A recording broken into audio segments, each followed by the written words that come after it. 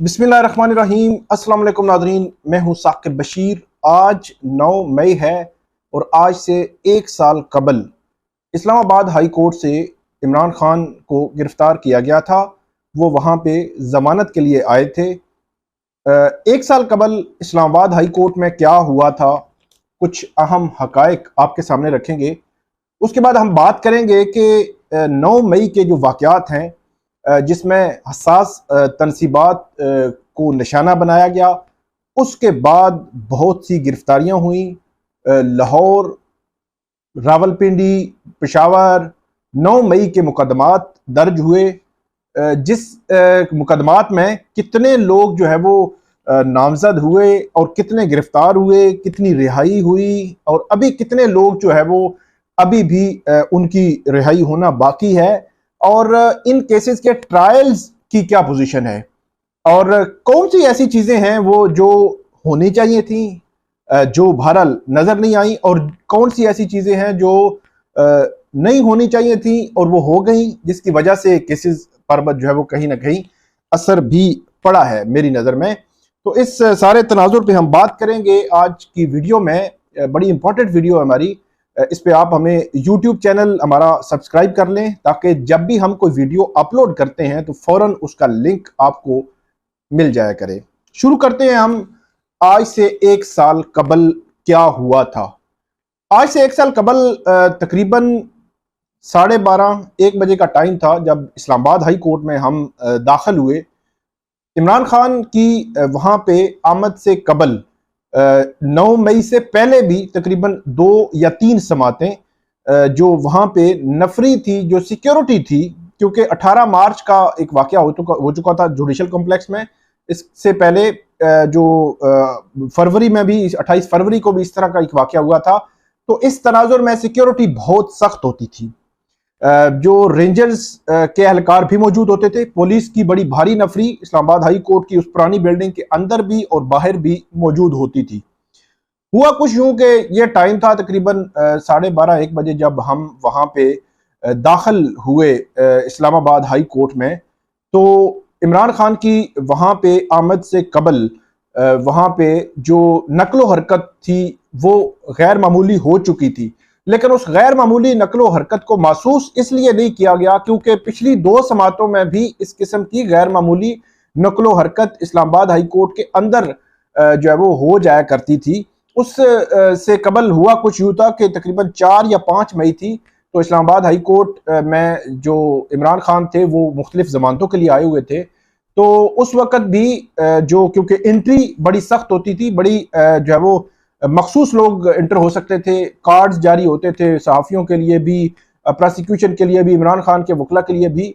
तो उस जो गेट था, दरवाज़ा था, उसके बाहर भी जो पुलिस रेंजर्स के एहलकार जो है वो तैनात होते थे। हाई कोर्ट के अंदर भी बड़ी सख्त जो है वो होती थी, और जहाँ से इमरान खान की एग्जिट होती थी उसके बाहर भी पुलिस और जो सिक्योरिटी इदारे हैं बड़ी तादाद में वहाँ मौजूद होते थे। हुआ कुछ यूं कि 4-5 मई को जब जमानत के लिए इमरान खान वहां पे मौजूद थे, तो जमानत की अभी आर्गूमेंट्स चल रहे थे। तो फवाद चौधरी उस वक्त वहां पे बाकी वकला के हमरा वो भी मौजूद थे। तो वो पार्टी जो लीडरशिप है उससे, या इमरान खान ने शायद उनको कहा हो, तो इमरान खान के कहने पर या अज खुद फवाद चौधरी जो है वो रोस्टरम पे चले गए। उन्होंने जाकर चीफ जस्टिस आमिर फारूक सुन रहे थे उस केस को, तो उन्होंने वहां पे अदालत से ये इस्तदा की कि हम यहाँ पे प्रोटेक्शन के लिए आ रहे हैं, हमने अपने आप को अदालत के सामने सरेंडर किया है, लेकिन ऐसे लगता है कि हमें जो है वो कहीं गिरफ्तार ना कर लिया जाए कोर्ट रूम के या अहाता अदालत के अंदर से। तो इसलिए अदालत जो है वो अदालत के हम नोटिस में ये लाना चाहते हैं कि इतनी जो है वो बड़ी नफरी और सिक्योरिटी जो है लगाई गई है, तो हमें जो है वो इस किस्म का खतरा मौजूद है। तो फवाद चौधरी के इस कहने पर ही वहां पे जो एडवोकेट जनरल थे बैरिस्टर जहांगीर जदून, वो भी मौजूद थे। तो उनकी तरफ चीफ जस्टिस आमिर फारूक ने देखकर ये कहा कि एडवोकेट जनरल यहाँ पे मौजूद है, तो यकीनी तौर पर वो ऐसा कुछ जो है वो नहीं करेंगे। उन्होंने मुस्कुराते हुए कहा कि ऐसा कुछ जो है वो नहीं करेंगे, आप बेफिक्र रहें, ऐसा जो है वो नहीं होगा। उनको कहा एडवोकेट जनरल जो होता है यकीनी तौर पर उनका पुलिस, इस्लामाबाद की इंतजामिया, उनके साथ बड़ा राब्ता होता है। तो इसलिए उनको जो है मुखातब किया गया। उसके बाद रूटीन की कार्रवाई हुई, चले गए, आगे 9 मई को इमरान खान वहां पहुंचे। तो उससे कबल भी इस किस्म की नकलो हरकत हो रही थी। हुआ कुछ यूं कि हम जो है वो चीफ जस्टिस के जो अदालत थी वहां पे चले गए। थोड़ी देर बाद जो है वो तकरीबन 2 बजे के अराउंड जो है वो टाइम था। तो इमरान खान वहां एंटर होते हैं हाई कोर्ट के अंदर, और जो दायरी ब्रांच थी वहां पे क्योंकि बायोमेट्रिक करानी थी, तो बायोमेट्रिक कराने के लिए इससे थोड़ा सा मैं पीछे बिल्कुल ले जाऊंगा कि इमरान खान की जो मेडिकल कंडीशन थी उसके हवाले से उनके वकला ने ये अदालत से इस्तदा की थी कि इमरान खान की गाड़ी को हाई कोर्ट के अंदर लाने की इजाजत दी जाए। तो अदालत ने यह मशरूत किया था कि इमरान खान की गाड़ी मेडिकल कंडीशन में उस सूरत में अंदर आएगी जब जो पिम्स के, मतलब इस्लामाबाद की जुरिस्डिक्शन के पिम्स के जो मेडिकल डॉक्टर्स हैं या उनका कोई बोर्ड है वो चेकअप करेगा। अगर वो रिकमेंड करेगा तो फिर इमरान खान जो है वो गाड़ी अंदर ला सकते हैं, वगरना या अगर लानी है तो फिर उनको परमिशन के साथ उस पिम्स के बोर्ड की जो एक रिकमेंडेशन है वो देनी पड़ेगी, उसके बाद ही वो गाड़ी अंदर ला सकेंगे, वगरना नहीं ला सकेंगे। तो ये गोया कुछ मतलब नहीं हुआ। तो इमरान खान बाहर उतरे, अंदर आए, दायरी ब्रांच की तरफ जा रहे थे और दायरी ब्रांच से इमरान खान को जो है वो गिरफ्तार किया गया। और जैसे वो गिरफ्तार हुए तो हम कमरा अदालत में थे, चीफ जस्टिस की कमरा अदालत में थे, थोड़ी सी वो फासले पे है। तो हमारे क्योंकि दोस्त वहां पे मौजूद थे तो वो सारे मनाजर आप को पता है, आपने देखे हैं। वहां से जो गिरफ्तार किया वो रेंजर्स के एहलकारों ने गिरफ्तार किया।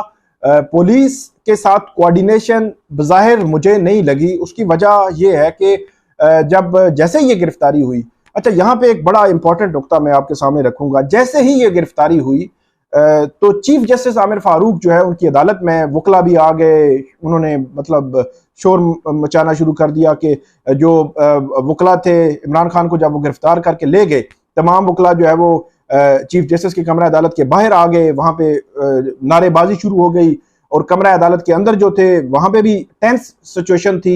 हम कमरा अदालत के अंदर मौजूद थे तो वहां पे जो वकला है उन्होंने जो उनका अमला है चीफ जस्टिस का, उनको ये कहा कि अंदर जाकर बताएं कि हम जब बात करना चाहते हैं, हमारे लीडर को गिरफ्तार कर लिया गया है। इस दौरान वहां पे जो नईम बंजोता हैं वो भी, उनको भी देखा कि वो जख्मी हालत में थे। फिर उसके बाद थोड़ी देर बाद ये बैरिस्टर गोहर वकील थे इस इमरान खान की प्रोसिक्यूशन टीम का हिस्सा, जो उनकी लीगल टीम है उनका हिस्सा थे, तो वो भी वहां पे आए और काफी जज्बाती थे कि इमरान खान को वो ले गए हैं, गिरफ्तार करके ले गए हैं और उन्होंने मारा है, घसीट के ले गए हैं। ये बात वो करके काफी अबदीदा भी हो गए बैरिस्टर गोहर। वो उस वक्त जो है वो कुछ वीडियोस जो आई भी थी मंजर-ए-आम पर, लेकिन जो चीफ जस्टिस हैं उनको उन्होंने कहा कि आप अमले को कहा कि आप चीफ जस्टिस को बुलाएं। तो चीफ जस्टिस वहां पे जो है वो थोड़ी देर बाद आ गए। तो नुक्ता मैंने आपके सामने ये रखना है कि जब एक मुल्जिम अदालत के सामने आ जाए और इससे कबल जो समाअत थी उसमें अदालत ने श्योरिटी भी दी, इस लिहाज से उनको यकीन दहानी कराई कि ऐसा कुछ नहीं होगा इहाता अदालत से। अगर इहाता अदालत से ऐसा कुछ हो गया था तो मेरा यह ख्याल है कि अगर चीफ जस्टिस उसी वक्त ये ऑर्डर करते कि फौरी तौर पर उनको आप वापस लाएं, इस तरह आप गिरफ्तार नहीं कर सकते थे। और अगर वो वापस आ जाते तो मेरा नुक्ता ये है, जो आप लोग जो है वो शायद एग्री करें या ना करें, अगर इमरान खान उस गिरफ्तारी होने के 10 या 15 मिनट या 20 मिनट इवन आधा घंटे के बाद भी वापस लाया जाता, क्योंकि यकीनी तौर पर अगर अदालत ऑर्डर कर देती तो उनको लाया जाता, अदालत फर्दर देखती, जो भी मामला होता, तो हो सकता है कि ये जो वाकयात हुए थे ये वाकयात ना होते। मतलब ये अगर आ जाती और अदालत ये कर सकती थी, मेरा ख्याल है, क्योंकि एक मुल्जिम है उसको अदालत ने ये छोटी दी हुई है, यकीन दहानी कराई हुई है कि आप आए, कोई मसला नहीं है, हम एडवोकेट जनरल ऐसा जो है वो नहीं होगा, और यकीनी तौर पर, और उसी यकीन दहानी पे वो आए हैं तो उनको गिरफ्तार किया गया है। तो फिर अदालत की ये जिम्मेदारी कहीं ना कहीं बनती थी। फिर हम सुप्रीम कोर्ट जब ये मामला गया तो पता चला कि सुप्रीम कोर्ट ने कहा कि ये रिवर्स होगा, ये गलत थी, गिरफ्तारी ठीक नहीं हुई, इहाता अदालत से आप गिरफ्तार नहीं कर सकते। इस तरह तो जो भी बंदा आएगा, सुप्रीम कोर्ट ने यह कहा था कि जो बंदा भी आएगा फिर आप उनको गिरफ्तार कर लेंगे। तो फिर तो ये प्रोटेक्शन वाला, बेल बिफोर अरेस्ट वाला, कोर्ट के सामने सरेंडर करने वाला जो एक जो नजरिया है, वो तो खत्म हो गया, और अगर बंदा सरेंडर करना चाहे भी तो उसको भी सरेंडर जो है वो आप नहीं करने देंगे, तो इसलिए ये गिरफ्तारी ठीक नहीं है। तो यही काम अगर उसी वक्त अगर 2 बजे गिरफ्तारी हुई थी तो 2:15 बजे चीफ जस्टिस करते और कहते 10 मिनट में उनको वापस लाएं, 15 मिनट में भी लाया जाता और ये खबर आ जाती कि उनको जो है वो अब कर लिया गया है, वापस आ चुके हैं। तो मेरा ये ख्याल है कि वो जो कुछ हुआ शायद वो ना होता, लेकिन बहरहाल चीफ जस्टिस जो है उन्होंने ऐसा नहीं किया। उन्होंने बुलाया, उस वक्त आईजी को बुलाया और दीगर जो सेक्रेटरी दाखिला को बुलाया, सबको बुलाया। इनिशियली जो आईजी इस्लामाबाद वहां पे आए थे उनके पास एज सच कोई इंफॉर्मेशन नहीं थी। एज सच मैं इसलिए कह रहा हूं कि उन्होंने कहा कि जो है वो मैं भी मुझे पता चला है तो मैं पूछ के जो है वो बताता हूँ तफसीलात क्या हैं और किस तरह हुआ है और इस तरह। लेकिन जब दूसरी दफा वो आए तो उन्होंने अदालत के सामने ये कहा कि सारी चीजें इस्लामाबाद पुलिस की जो है वो नॉलेज में थी और सेक्रेटरी दाखिला ने लेटर लिखा था और लेटर जो है वो उस लेटर की बुनियाद पर हमने जो है वो रेंजर से भी मदद तलब की थी कि नैब ने कहा है कि गिरफ्तारी करनी है। तो ये सारा एक सिनेरियो, लेकिन एक चीज ये है कि जो जब आईजी इस्लामाबाद वहां पे पहली दफा आए थे उनके पास एज सच इंफॉर्मेशन नहीं थी कि क्या हुआ है, एज मामला इसके पीछे है क्या। लेकिन बाद में जब आए तो उन्होंने ये जो है वो कहा कि सब कुछ हमने ही किया है और हमने ही नैब की गिरफ्तारी चाह रहे थे तो हमने उनको सपोर्ट की थी और रेंजर्स की जो है वो हमने मदद हासिल की थी। फिर वो जो लेटर था कि लेटर कब लिखा गया, वो लेटर भी जो वहां पे तकरीबन अराउंड 7-8 बज चुके थे, मतलब 2 बजे का वाकया था, 7-8 बज चुके थे। तो 7 बजे आई थिंक के 2-3 दफा समाअत मुलतवी भी हुई, आर्गूमेंट्स भी हुए, काफी चीजें हुई, काफी जो है वो वहां पे हाइपर थे, काफी जज्बाती थे पीटीआई के वकला। तो इस दौरान हुआ कुछ यूं कि लेटर जो है 3-4 घंटे के बाद आया था। इस्लामाबाद में मौजूद लेटर जो है 3-4 घंटे के बाद वहां पहुंचना काफी हैरान कुन था। बहरहाल समाअत जारी थी, एक शख्स जो है वो आए और पीछे से उन्होंने वो लेटर आगे दिया और जो काम थे फिर उन्होंने अदालत के सामने पेश कर दिया। वो लेटर वही था कि मतलब एक तरीकाकार जो होता है कि नैब अगर गिरफ्तारी करना चाहती है हाई प्रोफाइल तो वो थ्रू सेक्रेटरी दाखिला पुलिस और पुलिस ने रेंजर से और इस तरह करके ये सारी जो है वो गिरफ्तारी अमल में लाई गई।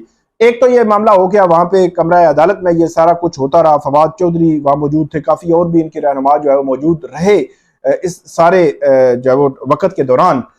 इसी के साथ दूसरा जो मामला हुआ जिसमें बाद में जस्टिस मियां गुल हसन औरंगजेब ने कहा कि उनके जो है वो उनके ही इस्लामाबाद हाई कोर्ट के ही सीसीटीवी कैमरे उतर गए हैं और वो सीसीटीवी कैमरे जो है वो नहीं मिल रहे। बहरहाल ये उन्होंने कहा और उसके बाद कभी नहीं आया कि वो सीसीटीवी कैमरे मिले हैं या नहीं मिले। दूसरे नंबर पे चीफ जस्टिस ने जब रात तकरीबन 9-9:30 बजे ये फैसला सुनाया तो फैसला भी मतलब 2 बजे का मामला है और रात 9 बजे फैसला सुना रहे हैं, ये भी हैरान कौन था।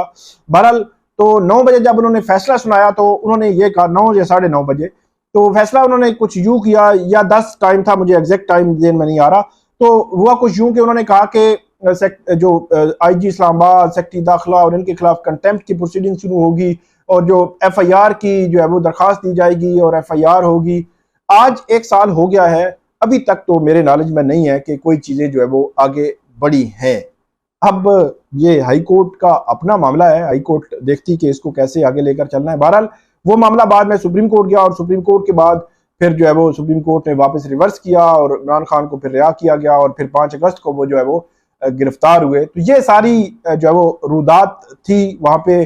बाकी चीजें आपको पता है कि इमरान खान उन दिनों वो व्हील चेयर पे आते थे, व्हील चेयर ये वो सब कुछ वहीं पे रह गया और वो वहां से इमरान खान को जो है वो लेकर गए थे और तकरीबन वहां पे हम भी तकरीबन रात के 11-11:30 बजे वहां से निकले थे और बाहर सिचुएशन सारी खराब थी। बहरहाल उस 9 मई को जो वाकयात हुए, जो असास तनसीबात थी, उन जो अटैक हुए उन पर, वो किसी सूरत भी उनको जस्टिफाई नहीं किया जा सकता। वो जो है वो एक गैर मामूली एक्ट था, गलत एक्ट था, नहीं होना चाहिए था। मतलब अगर जो शुहदा के मुजस्मे हैं या दीगर जो इस किस्म की तनसीबात हैं उनको इस किस्म के अटैक नहीं करना चाहिए था। इंडिविजुअल मामला जो भी होते हैं, लेकिन जो इदारे की सतह पर इस तरह नहीं होना चाहिए था, जिसको यकीनी तौर पर सिक्योरिटी जहां लैब्स थे उनको भी देखा जाना चाहिए था और जो लोग मुलव्विस थे हैं उनके खिलाफ कार्रवाई करने में तो मेरा नहीं ख्याल कि कोई भी हर्ज है। लेकिन इसमें 1-2 चीजें हुई। एक तो मैं आपको डिटेल्स आपको बता देता हूं। एक तो लाहौर में 14 मुकदमात हैं, 3000 से तकरीबन लोग गिरफ्तार हुए थे और चालान जो है वो इनके जमा हो चुके हैं, ये खबर है। और तकरीबन 17 लोग अभी भी जो है वो उनकी जमानतें आज भी बताया गया है लगी हुई हैं। दिन में ज़्यादातर की जमानतें होने के इम्कानात मौजूद हैं। जो 25 लोग तकरीबन अभी भी गिरफ्तार हैं, बाकी जमानतों पर हैं। 4 खवातीन हैं, इनमें यास्मीन राशिद हैं और दूसरी खवातीन है। ट्रायल जो है वो एक ट्रायल जो है वो जिना हाउस का वो ट्रायल जो साबिक जो कोर कमांडर लाहौर का जो था वो उसका जो ट्रायल है वो उसमें चालान जमा हो चुका है और कापीज भी कुछ तकसीम हुई हैं, लेकिन अभी ट्रायल्स आगे नहीं बढ़ सके। एक तो ये जो है वो लाहौर का मामला है, रावलपिंडी में भी तकरीबन ऑलमोस्ट 12-14 मुकदमे हैं और उसमें भी GHQ और दीगर मुकदमात हैं, इनमें भी ट्रायल्स आगे नहीं बढ़े। 500 तकरीबन लोग हैं, जो 497 लोग हैं, जिसमें इमरान खान, शाह महमूद कुरैशी और दीगर PTI की जो टॉप की लीडरशिप उस वक्त की सारी है तकरीबन। तो ये सारे लोग भी इसमें जो जमानतें हैं इनकी, ये रावलपिंडी की सूरत हाल है। इसके अलावा जो KP है उसमें 14 मिलिट्री कोर्स में लोग गए थे, बाकी तकरीबन पंजाब के हैं सारे, तो 14 आप ये निकाल दें तो वो बनते हैं तकरीबन 90 लोग। तो 4 उसमें से अभी रिहा हुए हैं रिसेंटली। इससे पहले तकरीबन 740 MPO ऑर्डर जारी हुए थे जो पेशावर हाई कोर्ट ने कलअदम करार दिए। इसी तरह इस्लामाबाद हाई कोर्ट, पंजाब में भी लाहौर हाई कोर्ट ने भी कलअदम करार दिए। ऑलमोस्ट सारे ही कलअदम हुए और तकरीबन 10,000 के करीब लोग जो है चार्ज किए गए थे। इसी तरह पंजाब में भी हज़ारों में तादाद है, मुख्तलिफ जो केसेस हैं उनमें ट्रायल जो है वो शुरू हो चुके हैं, कुछ में बयानात रिकॉर्ड हो रहे हैं, KP के मुकदमात हैं। लेकिन KP की गवर्नमेंट जो है वो ये कह रही है कि हमने पुलिस को ये कहा है कि जो मुकदमात नहीं बनते आप वापस ले लें। तो ये एक मामला है, देखेंगे कि KP क्या करती है। KP गवर्नमेंट अब जो है वो PTI की है। इसमें 2-3 जो चीज़ें हैं वो मैं आपके सामने जो है वो रख देता हूँ। एक तो मिलिट्री कोर्ट्स में अब 84 लोग हैं, 14-20 लोग जो है वो अभी रिहा हो चुके हैं। अब उनका फेट जो है वो सुप्रीम कोर्ट में मिलिट्री कोर्ट्स वाला मामला पड़ा हुआ है, वो डिसाइड होना है। खवातीन है, खवातीन की जमानतें नहीं हुई। अब ये बड़ा हैरान कुन है, 1 साल हो गया खवातीन को जमानतें मिल जाया करती हैं। मेरा ये ख्याल है कि जिसको जो भी मुलजिम है इसमें और जिसके खिलाफ एक सॉलिड सबूत है, वो सॉलिड सबूत ट्रायल कोर्ट के सामने आना चाहिए और वो ट्रायल कोर्ट फेयर ट्रायल के तमाम तकाजे पूरे करके फिर जो है वो फैसला करें। और अगर किसी को सजा बनती है तो सजा दे दें। फेयर ट्रायल बहरहाल लाजिम है, मतलब डेफिनेटली हसासियत है, सब कुछ है, लेकिन फेयर ट्रायल बहुत जरूरी है। मेन जो है वो इसमें है कि फेयर ट्रायल अगर आप नहीं करेंगे तो फिर सवालात जो है वो उठेंगे। इसमें एक चीज तो ये खवातीन की जमानतें होनी चाहिए थी। अगर वो उनमें से भी जिनकी जमानत हो गई, अगर ट्रायल हुआ उनमें अगर साबित हो गया तो उनको सजा हो जानी है, फिर उनको जेल में डाला जा सकता है, लेकिन जमानतें हो जानी चाहिए थी। इसके अलावा एक जो चीज है जिसने काफी मामलात को डैमेज किया है मेरी नजर में 9 मई के मुतलका मामलात को, वो चीज बहुत इंपॉर्टेंट है। वो है कि प्रेस कॉन्फ्रेंसेस करने वाले लोग उनको उनके नाम पहले आए, उनके लिए छापे मारे गए, उनकी गिरफ्तारियों के लिए कोशिश की गई, लेकिन उन्होंने प्रेस कॉन्फ्रेंसेस की और उसके बाद वो जो है वो फ्री हैं, मतलब उनके खिलाफ कोई जब गिरफ्तारी नहीं हो रही, उनके खिलाफ घेरा तंग नहीं हो रहा, कोई लंबी चौड़ी उनको परेशानी नहीं है। इस चीज ने मेरा ख्याल ये है कि इस सारे मामले को पर जो है वो कमजोर किया है। कमजोर इस लिहाज से कि एक्ट हुआ है कि हसास तनसीबात पर हमला हुआ है।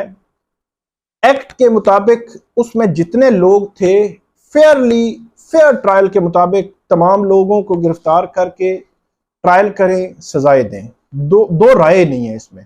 लेकिन जो प्रेस कॉन्फ्रेंसेस करने वाले जो है वो रिहा या वो आजाद हैं और बाकी नहीं है, ये जो चीज है फिर मेरा ख्याल है केस के उस मेरिट्स पे भी काफी सवालात फिर उठते हैं। फिर प्रोसिक्यूशन को कैसे साबित करना पड़ेगा कि एक जगह पे 3 लोग हैं और 3 लोगों में एक को आप छोड़ रहे हैं और 2 जो है वो रख रहे हैं, तो फिर जो है वो प्रोसिक्यूशन के लिए मुश्किल होगा।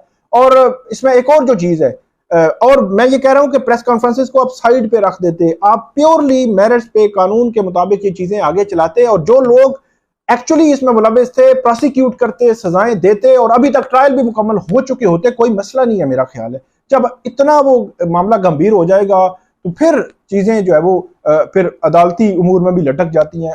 कई हज़ार अगर लोग हैं, उनमें बयानात देने वाले कई गवाह जो है वो 200-250 हैं या इस तरह की सिचुएशन है, तो इन ट्रायल्स में तो फिर बड़ा टाइम जो है वो लग सकता है। तो ये बहरहाल 9 मई के हवाले से अहम जो कुछ हकायक थे, कुछ जो ट्रायल्स हो रहे हैं, कुछ लोग जो गिरफ्तार हैं, उनकी पोजीशन, इस तमाम पे मैंने कोशिश की कि आपके सामने कुछ फैक्ट्स जो है वो रखे जाए। तो ये आज की हमारी वीडियो थी। उम्मीद है आपको ये वीडियो पसंद आएगी। इस पे आप कमेंट कीजिएगा, फीडबैक दीजिएगा। अल्लाह हाफिज़।